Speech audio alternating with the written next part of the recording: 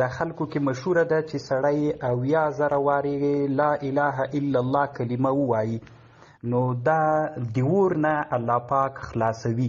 دا حدیث صحیح ده که نه ده صحیح؟ محترمه وروره دلته دوه خبرې دي. اصل خبره دغه علامه ابن عربي رحمه الله کړې ده او په روض الریاحین د امام یافعي کې مسته دا قصه اصل کې محترمه په روض الریاحین د امام یافعي کې فی حکایات الصالحین چې ډېر ښه کتاب د وروره ډېرې نادرې قصې پکې دي.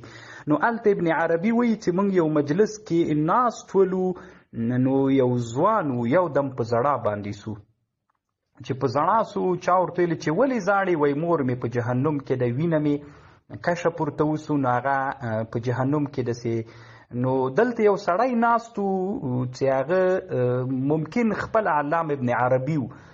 نو علامه ابن عربي وایي چې ما دا کلمه 80,000 وارې ویلې وله نو ما ویلې په زړه کې مې ویلې چې زه دا به زه د دې ځوان سړي مور ته وروبخم.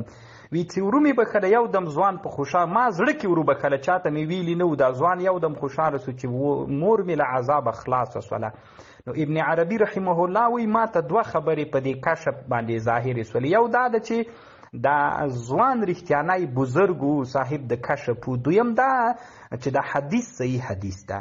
نو اوس محترمه باید موږ ضد ونه کړو.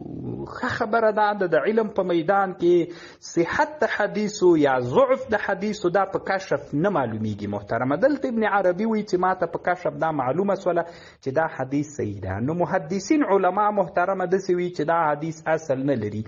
اول شیخ الاسلام رحمه الله په مجموع الفتاوا کې لیکي وي دا اصل نه لري.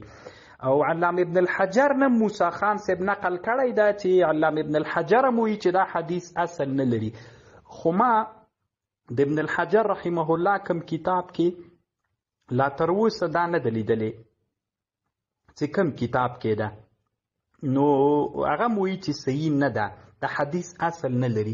نو په کشف خو صحت د حدیث نسی صحیح کېدلی ورور. علامه موسی خان البازي الروحاني چې دا په متأخرینو کې یو بیخي ډېر لوی عالم تیر سوی ده نو ما ته خپل ډېر خوند راکوي کتابونه یې ګورم نو داسې به وایم لم تکتحل عین الزمان بثانیه. دومره لوی عالم تیر سوی چې د زمانې سترګه به په دویم داسې سړي باندې توره نسي. الله دې رحم ور باندې وکړي او الله پاک دې جنتونه ورته نصیب کړي. د یو کتاب جوړ کړی کنز العظم فی تعیین اسم العظم په دغه کتاب کې هم په همدې باندې بحث کړی ده. نو حدیث اصل نه لري محترمه. خو د صوفیه کرامو علماو رحمهم الله د هغوی رایه دا ده هغوی وایي چې دا د دوی معمول ده. نو که حدیث صحیح نه ده دغسې په کشف باندې چې ثابت وي داسې به یې نه وایي چې خامخا به الله ورته بښنه کوي. داسې تعبیر به کوو چې امید شته چې الله ورته بښنه وکړي.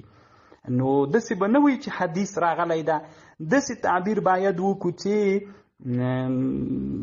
داسې علما وایي د علم کشف اگر چې دا کشف حجت و دلیل نه ده وروره.